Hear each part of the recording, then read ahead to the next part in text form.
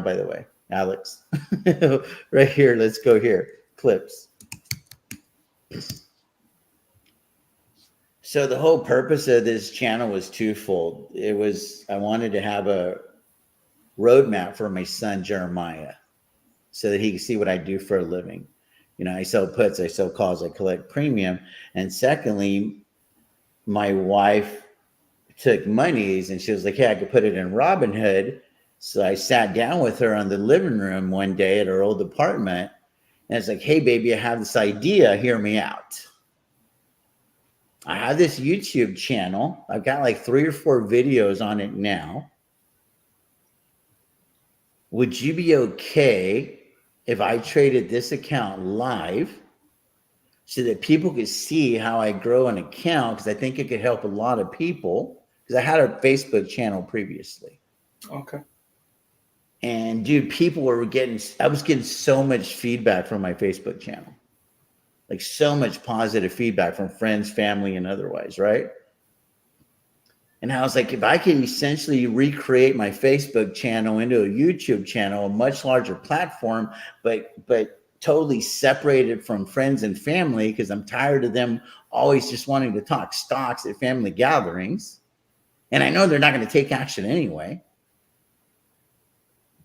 Would you be okay if I traded this account and did I chronicled this journey on YouTube so that I would have that roadmap for Jeremiah and maybe I could impact some people along the way? And she was like, whatever, just don't show my personal information. Right. And I was like, well, I don't know how it exactly works, because I would do everything from the phone on my Facebook page. It was just screen sharing or whatever, where you're like recording and then you just upload that to Facebook, and it was a no-brainer stuff, right? So I go, let me, because I had never traded on the computer before. Right. Because Robinhood app is pretty much designed for the phone, by the way.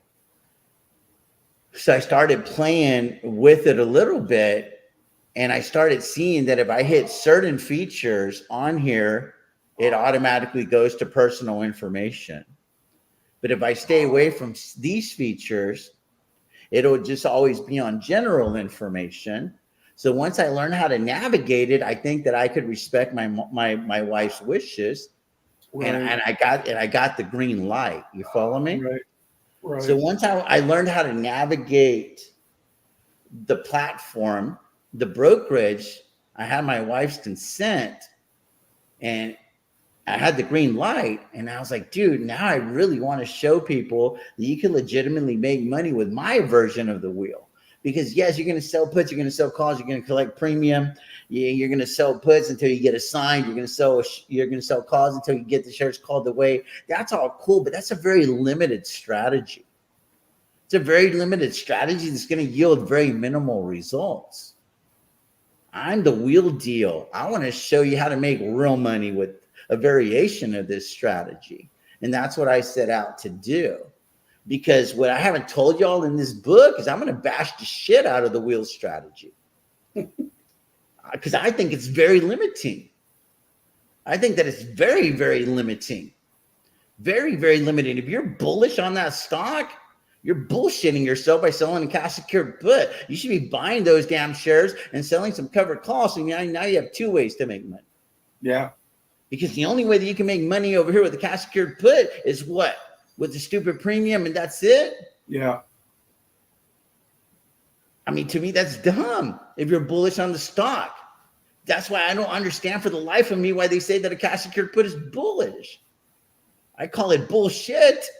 Right. Because real bullish strategy is the buy right strategy. That's bullish.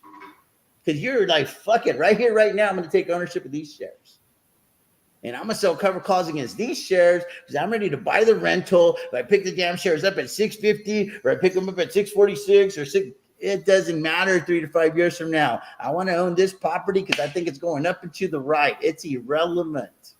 Yes, sir. It is irrelevant in the larger scheme of things. There's more money to be made by owning shares, selling covered calls, and utilizing both of those mechanisms, because capital appreciation plus covered call premium will outperform just cash secured put premium on the right stock.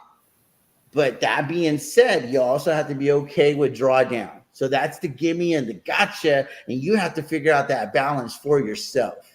Yep. And I'll have all of the examples in the book. So it's a balance that you got to figure out for you. I can't give you that recipe because I'm still figuring it out on a day-to-day basis with the market, and it's a riddle that may never be solved. Yep. But it is what it is. I wish that there was a one size fits all, but it isn't. It's a tailor-made suit, and you're gonna have to figure that out for yourself, just like I'm figuring it out for myself. Depending on the market conditions, I want to own a bunch of stocks. Depending on market conditions, I want to be more cash and sell some cash secured puts because that's real and it grows my brokerage cash and it's easier to sleep at night. That's where I'm at right now. Y'all have all seen that shift. But dude, there might be times where we're just owning a bunch of shares and letting those right up and not doing shit, just owning shares and letting them run. That might be the easiest thing to do as well. So you have to be cognizant of what's going on with the overall market as well. Yeah. There's something that you and Dallas have talked about that you've expressed a few times in this channel. And I'm thinking quite a bit about that now. There's a time and a place when I don't know when this time is going to be to literally just get rid of your covered call contracts and just let your shares go. Let it run. And it's just not here and now for SoFi yet for me. But I would love a day where I could give a shit about the covered call premiums anymore, and I can just let them go naked. Yeah. And, get that run. I mean, you hope you can time it, whether you can or not, we'll see. But you hope you can time that. So that's in the book, Bob. I'm going to give you a little spoiler alert. This is when you can afford to do it. It's when you've taken in enough cash secured put premium and covered call premium. Correct. To where you can afford to pay for some leaps. Correct. So you can take your covered calls off, or you can keep your covered calls on and keep bringing premiums on. Mm-hmm. But then now your leaps are printing in lieu of your shares. So that if your shares get in jeopardy, who cares? Your leaps are actually making you more money because it's a leveraged asset. Right. So again, this is the wheel strategy on steroids. That's what this book is essentially about. This isn't just about selling puts, selling calls, and collecting premium. That's cool. Start there. Yeah. But you're going to have to morph into a lot more than that if you want to make the 20 and 25% returns that I claim year over year and that I can document year over year. Because just selling puts, getting assigned, selling calls, having shares called away, bro, you're going to get like maybe 12 to 15% a year, I feel. And why would you want to go through all that headache after taxes? You're going to be right back to the 10 to 11%. And isn't that what you're going to get investing in a damn ETF? Why would you want to do all that? I'm just saying, just calling a spade a spade. I mean, this is TJ the Wheel Deal 2.0, raw and uncut. Take it or leave it, love it or like it. I don't give a shit. I'm telling you the truth, not what you want to hear. Right. I mean, this book is this is based on factual events, the way that I remember them, because I lived this story with you guys. And I feel like I remember it a little bit more because I was the one pushing the buttons over here. And if anybody knows the limitations of covered calls, is this guy right now, because I lived this nightmare. On a bull run, covered calls are an absolute pain in the ass. They're an absolute pain in the ass.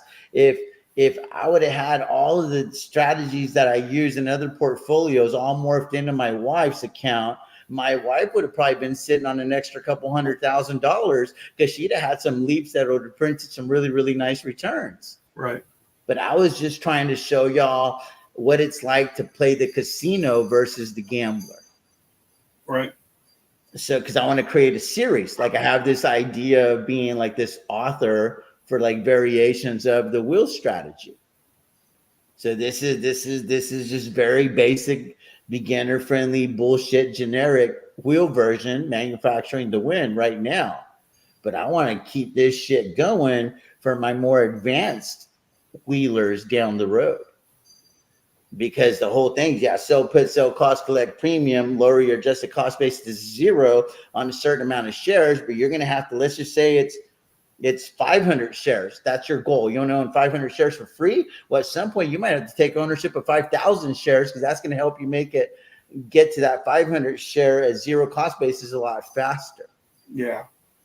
You follow me? Like it's easier to scale down when you own a bunch of shares than it is to scale up. Right.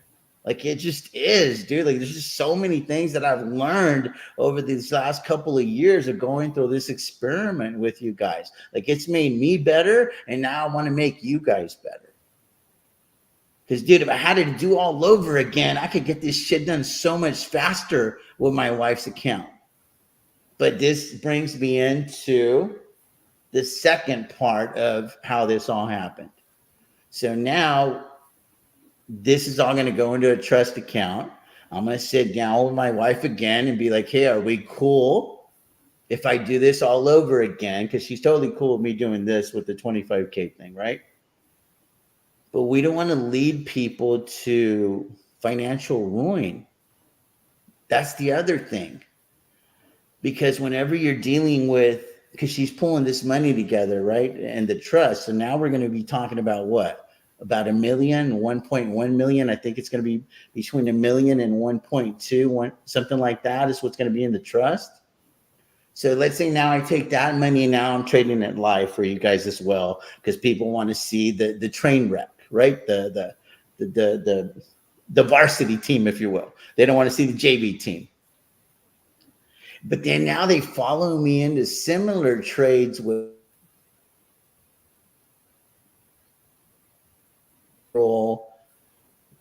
dude, I just feel like they could blow up their accounts, Bob, and that's the part that doesn't let me sleep easy at night. Oh yeah, for sure, man. Because the thing is, I want Tesla to go down.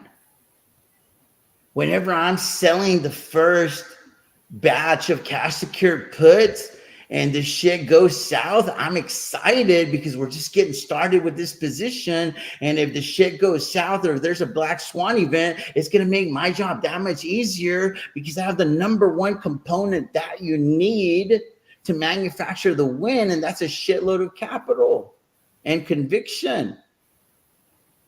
So I want Tesla to go to $90 if that's what they're saying is going to happen. I want it to go to 60 or $69, whatever these retarded analysts say is going to happen. You know how much easier it would be for me to go double that $1 million trust if that were to happen? Like I'm cheering for that to happen. But if you are already in a situation where you only got like 3 or 4% cash and you're following me into these Tesla situations and then Tesla dumps, and you're fucking heartbroken, and I'm over here excited as hell because Tesla just provided an opportunity for me to double this money very, very quickly, I kind of feel like a little bit of a douche dick. So that's why I don't really want to be showing that stuff either, just to call a spade, dude. I'm showing y'all my heart right now. Y'all might not appreciate it because y'all want to see these fun numbers on the screen. But there's another part of it that y'all don't understand because I have a conscience. And I mean, it's tough, Bob. Like, I feel like I'm in a little bit of a catch-22 there because I would love nothing more because I got new money. So what does Tevas call it? Net new funds? I got some net new funds that are about to get available. And I would love nothing more than SoFi to dip to like $5. You know how easy that's going to make my job? I'm just saying. Yeah. You know how easy that's going to be like Meta at $90 again. I mean, like, this is just, I mean, please. Hey, TJ, let me ask you something real quick. Have you checked with a lawyer or an accountant about the way your investments are taxed within a trust? Yes. Okay. as long as you know it's not too beneficial. Yeah. So It's their problem though. Not okay, all right, yeah. because I had my lawyer look into it, and when he gave me the lowdown, I was Yeah. a little disappointed. It is what it is. Yeah, It is what it is. I needed to make my life easier, bro. sure. And this is the only way that I could get it done, you know? So anyway, let me check in. Let me check in with you guys. So that was the thing, man. I set out on this journey. I had this idea. My wife went along for the ride. I wanted to keep going because the whole mission was to go to $1 million. But I saw where the movie was going already. And I was like, I think that we could just stop right here. I think a double is solid, you know, because it takes 5 to 6 years for that to happen organically in the market via an ETF or index fund. I was able to do that in less than half of that time. Sure. So that already in and of itself is pretty decent. Mm-hmm. Without a bunch of gambling, so to speak, right? Because you can do that, buying a bunch of leaps and essentially getting lucky. But is that something that's systematic, repeatable, and consistent? Probably not. But like utilizing a legitimate strategy, etc., with some hard lessons learned along the way. In other words, you can't just take any stock and throw it against the wall and hope for the best. You're going to have to pick some pretty decent underlyings too. Because things turned around when I threw Google into the mix and Tesla, and I increased the quality of the underlines. I mean, Palantir. I mean, the name of that chapter is the one that got away. Because my life would have been a lot easier if I would have just gone heavier in Palantir, and Palantir did Palantir things. There was so many things that I could have done differently along the way that could have made this happen a lot easier and a lot faster. But it is what it is. So anyway, that's the thing, so once I get okays for everything else, we may be able to proceed with another account. But we're not there yet. We haven't had that conversation. This liquidation just happened. But what I did get, again, just to get the clip material for the book, is I got that attaboy that I was looking for. From your wife? Yeah, because I feel like she didn't really believe, if that makes sense.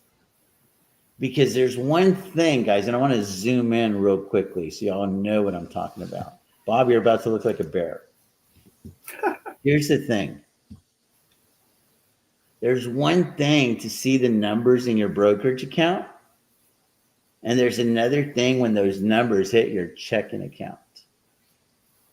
It just it hits different, Bob. It hits different because she saw money go from the checking to the brokerage. And then she saw the money go from the brokerage to the checking. And it was a lot bigger when it went from the brokerage back to the checking. It's like the difference of having That's when it became real. Chips. It's like the difference between having poker chips and cash, right? That's what it is. It's the same like mentality. And it was one of those things. It was one of those things. And she was like, this is crazy. This is crazy, because she sees me talking about the same old stocks over and over again. But she hasn't really sunk her teeth into it, right? That's the thing. Right. And then obviously I want my son to also. He's going to be the first one, him and my wife, the first ones to get the copy, right? And I'm hoping that they will take the time to read it, because it is it can happen. It happened for obviously for my wife. She was the biggest beneficiary from this whole thing, from this whole experiment. I benefited because of my experience. I feel like the audience benefited because they got a lot of pointers along the way as well. And hopefully they were able to make some money along the way by getting, hopefully I threw some gems along with those, 1,200 videos or so that we made along the way. And hopefully it was a win-win-win at the end of the day. And then I'm hoping that I'll be done with the book within the next 3 to 6 months, and then we'll take it to print and see what happens.